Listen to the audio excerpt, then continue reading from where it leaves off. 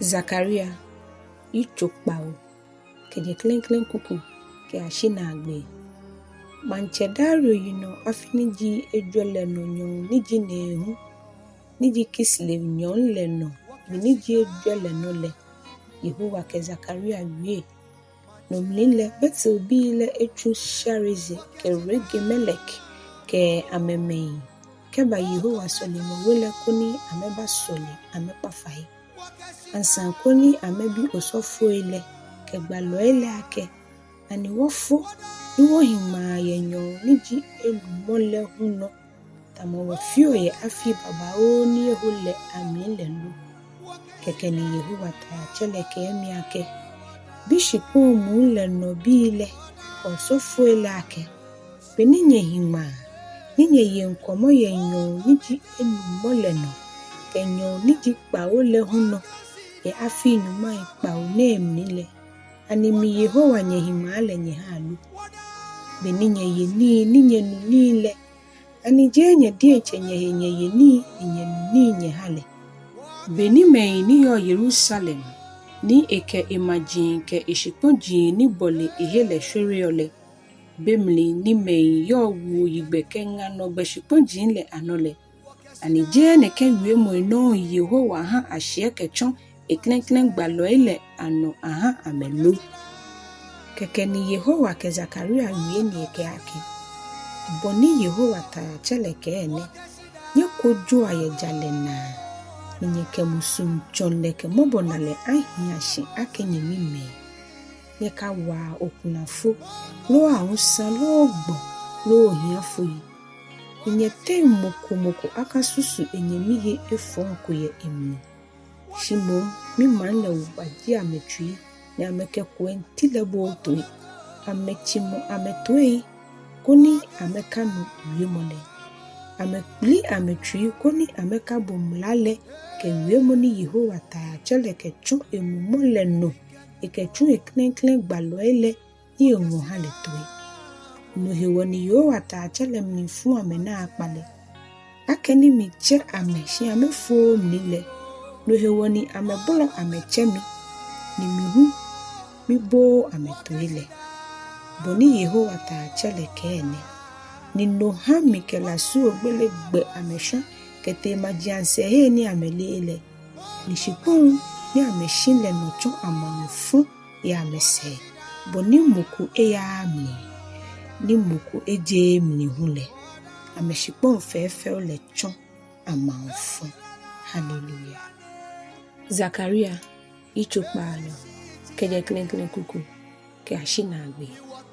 Yehowa ke iba atwa Jerusalem eko Yehowa ta chele ke mi Zakaria wie ake boni mi Yehowa ta chele mi ke ene mi ye awunani na wana pa yezuwe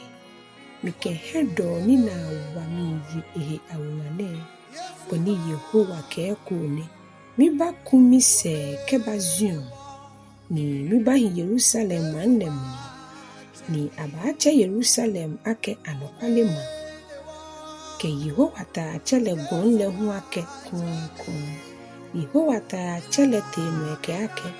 imeji ke yemeji ni amete mo fe mo hie de hie mo choye egbole hiwo patra Jerusalem blohia ekonu ni malem ni blohia ayi mo to kebeken bi ye ni mi hwe keji gbale ne ye na peye me ni ehwebe ne amni ye mane mnile ahiele animihu efe na peye mi hielu Yehowa ta cheleke boni Yehowa ta cheleke ne na mi bahere mi mambile ayiwala ke ajebuka ke anaishi ponjin le fe ano ni mike ame aba koni ameba hi Jerusalem manlemni ni ame acho mima ni macho amenyumoye anokwale ke jalemni boni Yehowa ta cheleke ene nyeme ni nyenu ogbale wie moine ye neke beine amni egbalo ile ana ke jebini ato Yehowa ta chele solimo wile ma shishinele nyeni jian akajiawi oni afe ni anye solimo chule ama Ejake beni na kan bele shekule bomo nuchumo fio yaka ni kolo nuchumo fio yaka ni moni jiopo lo eba mlile na hejole ye haulo lehiwo ejake mihe mofe mwete shiewe nani shiagbene mike meini eshwe ne ye nke jomo tamo mife chuchubile Yehowa ta cheleke ejake aduni yetu enjole mi wanchele awo ibi nishipole abani bo ajenwe anyo ashweno ni mibaha eneme fe achomanle mlimei ni eshole anu na yuda weke Israel we boni achonyegbe akemaji ni amekenyegbe ilomole na kaino maherenye yiwala ni nyacho jomo ya kenyegbe iba ajo ne kashi agbeye shimonye waji anyehe ninye fia eka keke ejake boni Yehowa ta chele kene boni mitomi yi ni mafenye fon ni mishwa mihe beni nye cheme ile ugomifule na kan mitomi yi bene amni akemi ba fe Jerusalem ke Yuda we ejo ewole nye kashi agbeye nye fia ni bi ne nye temo fe mo ke na anu awia anokwale ansa nye ya jale sani yenye kweashi boni ba ha to enjole aba nye temo komoko akabe enanu ewu emne nye kasuma amalekita kamo ejake eneme jini bi ni minyo ni Yehowa mike ni Yehowa ta cheleke miye ko eke ake boni Yehowa ta chele mike one ma ninye hiu yenyo niji ejole no kenyo niji enumole no kenyo niji paole no kenyo niji nyuma le no le ba chonyamo kemi ishe kemi flimo bijuji aha Yuda bi bohewole nyesumwa anokwale ketu enjole boni Yehowa ta chele ke ko ne mei akai ajemaji baba o anu aba imankome mi bi aya mankrokro mi ayake ake nye ha woya pa Yehowa fai ni ansa woya tao esegbehu mi humaya mei baba o ke maji ni ahiwa tete aba Jerusalem aba tao Yehowa ta chele segbe ya me akpale fai boni Yehowa ta chele ke ko ne na kan bele mnile me nyuma ni jeŋmaji ni ruwe mo eshotre anoba mo Yuda nyokome atademu ya me akele ake hawo ke boaya ejake wonu ake Nyɔŋmɔ kenye ye hallelujah Zakaria ichonehu keje klen kuku ke ashi kuku niji banyo Yehowa kojo jeŋmaji Yehowa wie eshi hadrakshi ponle inakan wie mole sa Damasco huhe ejake Syria majinjin le hu Yehowa no di fe tamoboni eno di Israel akuche ile eno di Hamat hu ni ke hadrakshi ponle jehusule ke Tiro ke Sidon fe chebele amenile na wana patiro etwa gbogbo ewu ehe ni ebu aju ete na tamomulu eshika chulu na tamobulu hishia shina nuchole ba shon eni na nefe yede ni ashire eni papa ile fe ashwe ishomni ni ndedie nche hule akela akpata ehi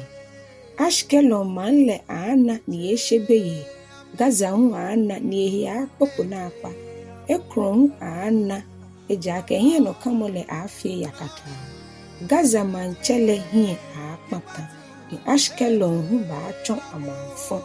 yo adoman bi ahi Ashdod Filisti bi le ahiwole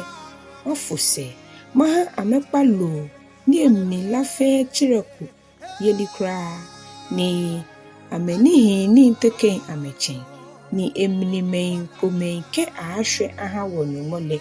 ame achotamo Yuda akuche ile ni ekron bi hu achotamo Yubis bi Lusele mabu ni webii le ahitamo bulo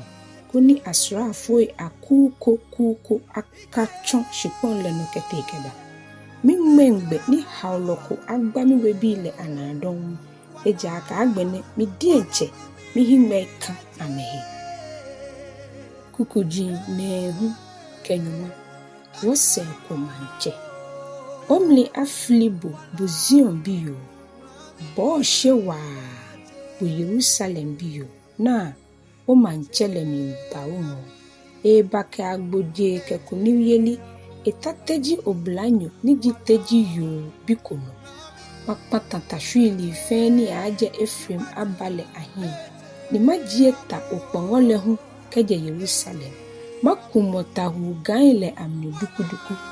eshi majin le tuen jole li elumoyeli le aje ishona ke agbe ishona ni eje Eufrate fale na ke ashijele na agbe heton keje kuku ni junuma ke ekome ke ashina agbe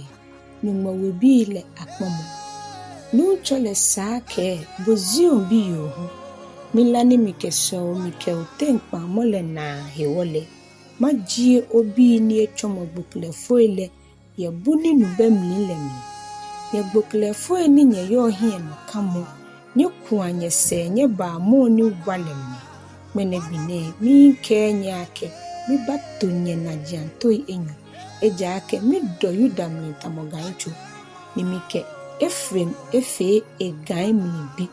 bo Zion mate obi hin le ashin ya me acho tamo ta cheklante ye miden ye buhela obi hin le ano agbene Yehowa apue ye ewebii le ano ni gamli bi le afliki tamosra wa gbalale no choni mole dienche ni akpa eta tetremantele ni efa tamo woyi gbela su ogbele Yehowa ta chele abu emen ahi